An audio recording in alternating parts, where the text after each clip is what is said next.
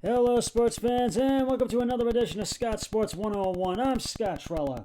I'm going to recap the Sunday night game. We'll talk about the upcoming Browns wildcard game this Sunday. We'll talk about the wildcard games. We'll talk Cavs. We'll talk some Indians, and we'll talk about that blockbuster trade. We'll do it. That was a painful. We'll talk some Buckeyes. But first, here is today's Scott Sports 101 trivia question. Who was the first African-American quarterback to pass for 3,000 yards in a single season? I will have the answer later in the podcast. Well, last Sunday night, the final Sunday night game of the season, of the regular season, the Washington football team beat the Philadelphia Eagles 20-14 last Sunday night. In the final Sunday Night Football regular season game, Washington with the win clinches the NFC Eastern Division title. And winning the division, Washington has eliminated the New York Giants from making the playoff. After the Giants, who remained alive for a playoff spot after improving to a 6-10 with a win over the Dallas Cowboys earlier last Sunday, Washington will host the 11-5 Tampa Bay Buccaneers in a wild card game on Saturday. That is tomorrow. Tomorrow evening they will do it. And number 5 seeded Tampa Bay Buccaneers, who finished 4 games ahead of Washington at 11-5. Moving on to the Browns, breaking news right now, and this came in last week. Cleveland Browns head coach Kevin Stefanski and 2 additional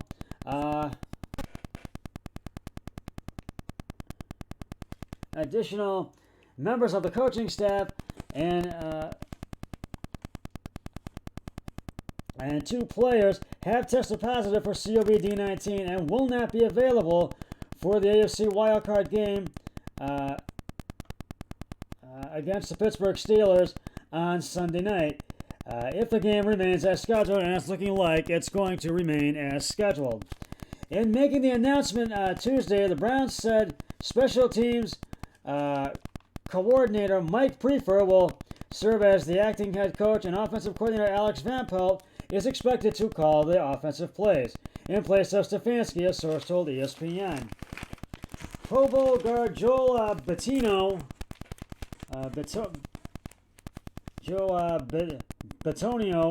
also tested positive, and Browns center and NFLPA president confirmed Tuesday. Wide receiver Kadaro Hodge, defensive backs coach Jeff Howard, and tight ends coach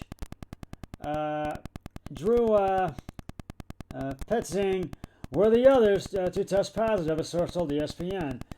According to NFL rules, anyone testing positive must sit out at least 10 days. Hodge and Bitonio were placed on the reserved COVID-19 list by the team later Tuesday. In addition, rookie Nick Harris has a knee injury, who would have been an option to replace Bitonio at guard Sunday night, has been placed on injured reserve along with defensive end Oliver Vernon, who has an Achilles tendon injury. NFL spokesman Brian McCarthy said there is no change to the status of Sunday night's game at Heinz Field in Pittsburgh, and that contact tracing is still ongoing. The Browns shut down their practice facility Tuesday for a 5th time in 10 days, but they did reopen their practice facility today, I believe. Check me if I'm wrong. And Mayfield's arm has been getting a lot of rest this week to prepare for the game on Sunday. If any players or personnel are identified as such, they would remain apart from the team and facilities for 5 days from the last exposure to a positive individual, McCarthy said in a statement. They would be eligible to return to the team and play in the game. And J.C. Treader, the NFL PA, said that too. During Sunday's win over the Steelers in the regular season finale, the Browns had to play without 6 starters because of COVID-19 protocols, as well as offensive line coaches Bill Callahan and Scott Peters and wide receiver coach Chad O'Shea. Star cornerback Denzel Ward, tight end Harrison Bryant, Malcolm Smith, and B.J. Goodson, and safety Andrew Singero all sat out Sunday's game after testing positive for COVID-19. And Nickelback Kevin Johnson was placed on the COVID-19 reserve list as well a day before the game. The Browns are playing in their first playoff game since 2002, snapping the NFL's longest postseason drought. What this proves is, even when doing all the right things, this virus is so contagious that it doesn't guarantee you full protection, Treaders said. I feel for the guys who tested positive over the last 11 days. Coach Stefanski has had an amazing first season as head coach, brings us to the playoffs, and won't be able to be with us. Joel Bitonio, who has played so long in Cleveland and had his first shot to play in a playoff game, and he misses out. And that's tough. I feel for the team. That hurts them. And we as players feel for him. The conscientious line, which opened with the Steelers 3-5 and had risen to 4-5 of Tuesday's opening, has now jumped to -6 at Caesars Sportsbook by William Hill after Tuesday's news. Steelers coach Mike Tomlin said he knows very little about the Browns' prefer, but he said the change in coaches wouldn't affect his team's preparation for the game. I'm sure he'll be the guy acting as the head coach on the sideline and making those decisions pertaining to the challenges and things of that nature. But I imagine behind the scenes that they're going to disperse of Coach Stefanski's responsibilities, Tomlin said. It's not just Coach Prefer. I'm not going to spend a lot of time worrying about that. I know Coach Stefanski and do have a good relationship with him, but his being out doesn't assure you of anything from a preparation standpoint. In addition, the positive test and injury news of the Browns also learned that receiver Rashard Higgins and left tackle Jedrick Wills Jr. were cited for drag racing on Tuesday morning and will handle this matter appropriately. After a series of roster management changes this summer, including an expansion of practice squads to 16 players, the NFL has made clear it would not move games for competitive reasons. The league followed through on that pledge, shifting games only when it believed an international outbreak was underway and could lead to further infections and possibly spread to other opponents. And excuse me for the misreading of words. I do apologize. As a result, the Baltimore Ravens lost the Week 12 game against the Pittsburgh Steelers without quarterback Lamar Jackson, who was among at least 14 players who tested positive during the team's outbreak. The Denver Broncos were forced to play in Week 12 without any of the 4 quarterbacks, losing to the New Orleans Saints, and the Detroit Lions played in Week 16 without interim head coach Darrell Bevell, and most of their defensive staff, losing to the Tampa Bay Buccaneers. Now the Browns are still preparing for their wild card playoff game against their rival, the Pittsburgh Steelers, this Sunday night. And although the Browns will be without several of starters on offense and defense, I still have faith and I still feel the Browns will get the win over the Steelers. And I say Browns 27, Steelers 23.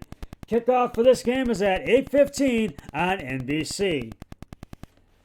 Well, moving on to the Cavs.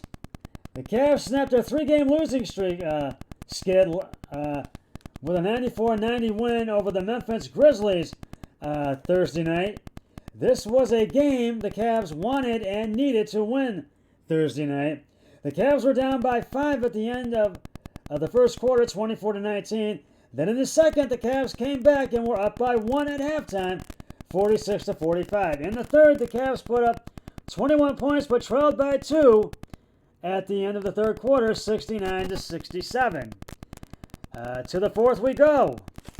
The Cavs put up 27 points, but the Grizzlies had 21, but it wasn't enough as the Cavs pulled away, and they win by the final score of 94-90. Andre Drummond led the way with 22 points, 15 rebounds, 3 assists. Larry Nance Jr., 18 points, 3 rebounds, 4 assists. C.D. Osman, 16 points, 5 rebounds, 7 assists. JaVale McGee, 13 points, 6 rebounds.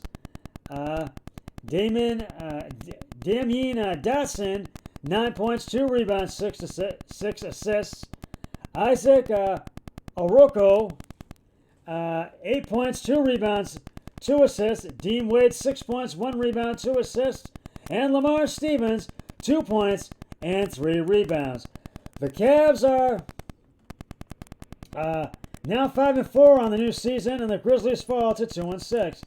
The Cavs had Friday night off last night, and they will prepare to take on the Milwaukee Bucks tonight at Fiserv Forum in Milwaukee, Wisconsin. Tip-off is at 8 p.m. on Fox Sports Ohio and on the radio home of the Cavs, WTAM 1100, and on their sister station, 100.7 WMMS. Moving on to the Tribe right now. The Tribe traded Francisco Lindor, All-Star shortstop Francisco Lindor, and right pitcher Carlos Carrasco to the New York Mets in a blockbuster trade, and got in return infielder Ahmed Rosario, infielder Andres Guimarães, outfielder Isaiah Green, and right-hand pitcher Josh Wolf. This trade was a painful one for the Tribe and the Tribe fans. A lot of media is saying that the Tribe will be a third-place team. The Mets, though, they will be moving up with this trade, and I think they will be a contender for the playoffs. But it could be a tough season for the Tribe this spring in 2021. This trade was just very painful. And Carlos Carrasco really says thank you to the Tribe. He really enjoyed it. He loves Cleveland, and he will miss Cleveland as well. But losing Lindor, he was one of the best shortstops we had. And